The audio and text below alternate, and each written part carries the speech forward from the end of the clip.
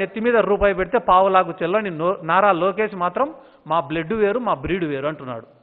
ఇటువంటి వాళ్ళ గురించి మనం ఆలోచన చేయాలా, మనం మాట్లాడాలన్నా? కానీ వాళ్ళు చేస్తున్నటువంటి తప్పుడు ఆలోచనల గురించి, తప్పుడు మాటల గురించి మనం చెప్పాల్సినటువంటి అవసరం ఉంది. ఈరోజు ఒకటే మాట చెప్తున్నా, సిమెంట్స్ కంపెనీతో వాళ్ళు చేసుకునే ఒప్పందం పైన ఇప్పటికే అరెస్టులు జరిగినాయి. ఇంకా లోతుగా విచారణ జరగాల, వీళ్ళందరిపైన కూడా యాక్షన్ తీసుకోవాలని చెప్పి మరొకసారి రాష్ట్ర ప్రభుత్వాన్ని కూడా నేను కోరుకుంటున్నాను. తెలుగుదేశం పార్టీ వాళ్ళకు కూడా నేను ఇచ్చే ఒక ఉచిత సలహా ఏమరా అంటే, ట్రాన్స్లో బతకద్దండి. వాస్తవాలకు అనుగుణంగా బతికితే రేపు కాకుంటే ఇంకొక 10 ఏళ్ళకైనా కూడా మీకు భవిష్యత్తు ఉంటుంది తప్ప, తప్పుడు ప్రచారాలు చేసి వాటిని నిజంగా సృష్టించాలనుకుంటే మాత్రం రాష్ట్ర ప్రజలు నమ్మరని చెప్పి ఈ సందర్భంగా నేను మరొకసారి తెలియజేసుకుంటూ, ఎందుకంటే వాళ్ళు పొద్దున్న లేస్తేనే పోరాటాలు అంటారు. సమస్యలను వెలికి తీయడం పోరాటం కాదు, ఆ సమస్య పరిష్కారం కోసం కృషి చేయడం పోరాటం. ఇప్పుడు బలమైన పునాదులపైన సామ్రాజ్యాన్ని నిర్మించాలా కానీ బలమైన పునాదులపైన పేకమేడ నిర్మించకూడదు ఎప్పుడైనా కూడా. మాకు వచ్చిన 151 సీట్ల బలమైన పునాదులపైన ఒక సామ్రాజ్యాన్ని స్థాపిస్తానం కాబట్టి మళ్ళీ ఎలక్షన్లకు మేము సిద్ధంగా ఉండం. వాళ్ళకు కూడా మంచి మెజార్టీనే ఇచ్చినారు, 110 సీట్లో 105 సీట్లో 2014లో. ఆ బలమైన పునాదులపైన వాళ్ళు పేకమేడ నిర్మించినారు కాబట్టి 23 సీట్లకు కుప్పకూలినారన్న.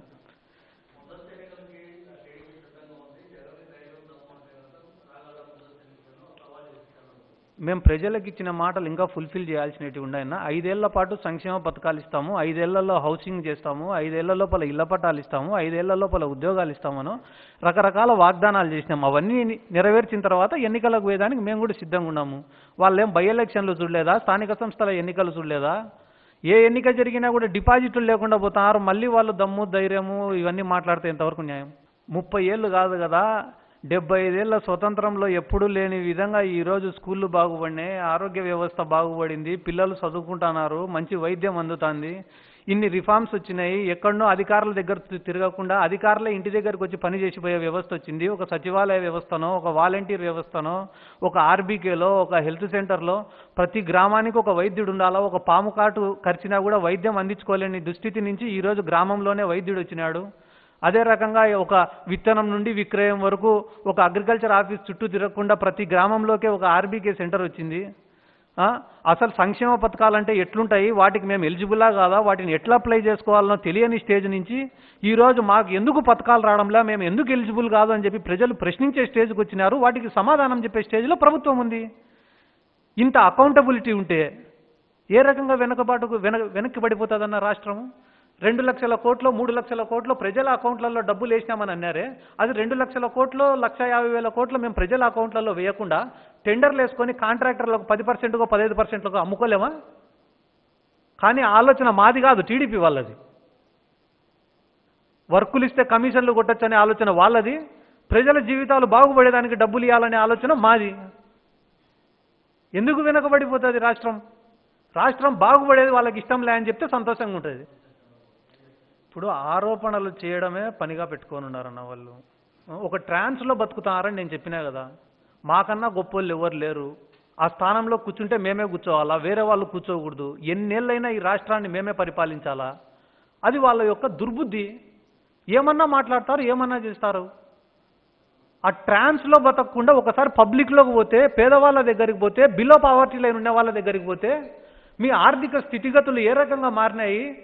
ఇంతకుముందు కనీసం ఇళ్లలో 100-200 రూపాయలు కూడా లేనటువంటి క్లిష్టకాలం ఉండేది. కానీ ఈరోజు ఒక సామాన్య కుటుంబానికి ఒక 10,000 రూపాయలు 15,000 రూపాయలు అప్పు పుట్టాలనే పుట్టే పరిస్థితికి వచ్చింది. అప్పు తీసుకోమని నేను చెప్పడంలే, ఒక భద్రత వచ్చింది అని చెప్తున్నా నేను. ఇంత దుర్మార్గంగా మేము మాత్రమే ఈ రాష్ట్రాన్ని పరిపాలించాలని అనుకునేప్పుడు ఎవడేం చేయలేడు. అటువంటి వాళ్ళకు ప్రజలే మళ్ళీ ఒకసారి బుద్ధి చెప్తారు.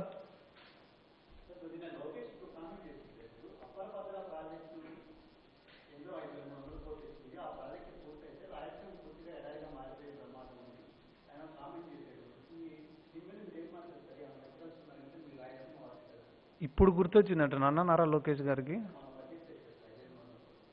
అవును, ఇచ్చినారు, మొన్న బడ్జెట్లో ఇచ్చినారు. కానీ ఈ రోజుది కాదు కదా, అప్పర్ భద్ర ప్రాజెక్ట్ అనేది ఈ రోజుకి సంబంధించిన విషయం కాదు కదా. టీడీపీ గవర్నమెంట్లో ఉన్నప్పటి నుంచి కూడా ఇష్యూ ఉంది కదా ఇది.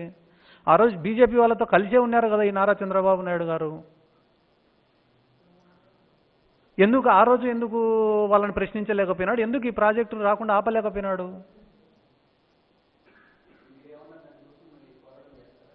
మాట్లాడి అందరినీ కలుపుకొని ముఖ్యమంత్రి గారు నోటీసు కూడా తీసుకొని పోయి దీనిపైన ఏదో ఒకటి మాట్లాడాలని చెప్పి ఖచ్చితంగా అడుగుతాం.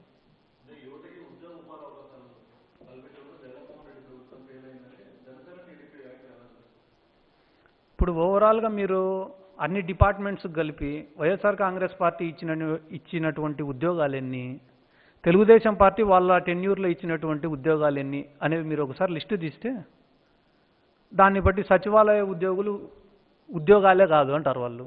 నెలకు దాదాపు 29,000 30,000 జీతం ఇస్తున్నాం ఇప్పుడు వాళ్ళకి. అంటే ఆ 2,14,000 మంది, 1,20,000 మంది, 1,30,000 మందో వీళ్ళు ఎవరు కూడా మనుషులు కాదా, ఎలిజిబుల్ కాదా, క్వాలిఫైడ్ కాదా? అవి ఉద్యోగాలే కాదు, ఇట్లా చులకన భావం ఎందుకు? లేదా వాళ్ళు బాగుపడడం ఇష్టం లేదా? వాళ్ళ టెన్యూర్లో వాళ్ళు ఇచ్చినటువంటి ఉద్యోగాలు ఎన్ని? నిన్ననే స్టీల్ ప్లాంట్కి కూడా భూమి పూజ చేయడం జరిగింది. త్వరితగతిన కంప్లీట్ చేస్తే దాదాపుగా 1,00,000 ఉద్యోగాలు వస్తాయి అక్కడ. మేము పని చేసేది కేవలం ప్రజల కోసమే.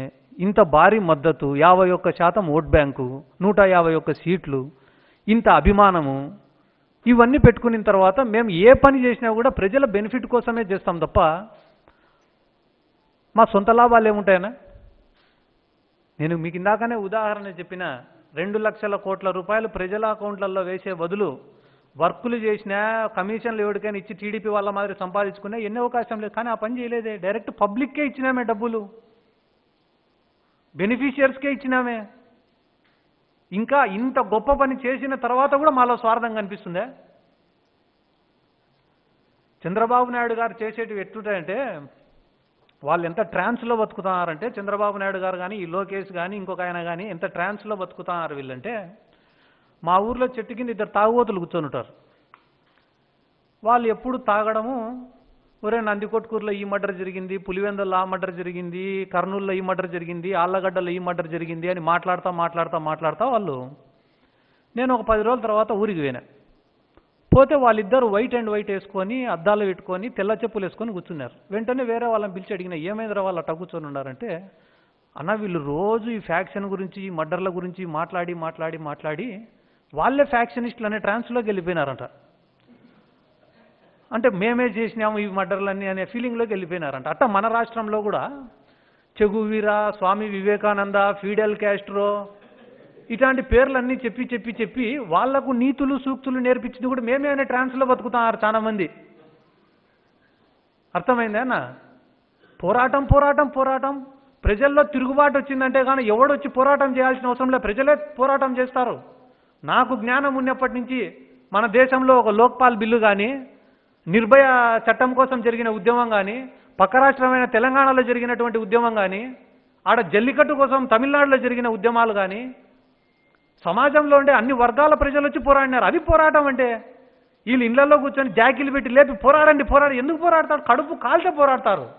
కడుపు నిండినోడు ఎందుకు పోరాడతాడు? నేను చెప్పింది వాళ్ళకి అర్థం కాదు. మళ్ళా ప్రెస్ మీట్ పెట్టాలా, విమర్శించాలా? వాళ్ళని ఎవడు బాగు చేయలేడు. వచ్చేది వైఎస్ఆర్సీపీనే. రాసి పెట్టుకో, వాళ్ళకి ఏమైనా బాండ్ పేపర్లు ఉంటే తెచ్చుకోమను. మళ్ళీ ఖచ్చితంగా చెప్తానా, వాళ్ళు చేసిన స్కాములు ఈ రోజు నుంచే స్టార్టు. పెద్ద ఆయనది సిమెంట్స్, ఇంకా చిన్న ఆయనవి డొక్కొమ్మలు గిక్కొమ్మలు రేపటి నుంచి ఉంటాయి ఆయనకి. ఆయన ఏడైనా మర్చిపోతే నాకు చెప్పు, మిగిలినవి పంపిస్తా పేర్లు. ఏం చేసుకోలేడు ఆయనతోటి ఏం కాదు. ఆయన గవర్నమెంట్ చూసినందుకే ఆయనకి 23 సీట్లు ఇచ్చినారు, మంగళగిరిలో ఓడగొట్టినారు. ఫస్ట్ మంగళగిరిలో ప్రతి వార్డు తిరగమను, మంగళగిరికి ఎంత అభివృద్ధి జరుగుతుందో తెలుసుకోమను. జగన్మోహన్ రెడ్డి గారు ఎందుకు మంగళగిరికి ఇన్ని ఫండ్స్ ఇస్తున్నాడు, ఏ రకంగా డెవలప్ చేస్తున్నాడో కనుక్కోమను. ఆ తర్వాత తోపుడు బండ్లతో జనాల జీవితాలు మారవు. ఏమన్నా తోపుడు బండ్లు ఇచ్చిన తర్వాత కూడా ఇంకా చాలా అవసరాలు ఉంటాయి వాళ్ళకి, వాటిని కూడా పరిష్కరించు. చేసిన సాయానికి ఎప్పుడు కృతజ్ఞత ఆశించకూడదు. పని చేయాలా, వదిలేయాలా.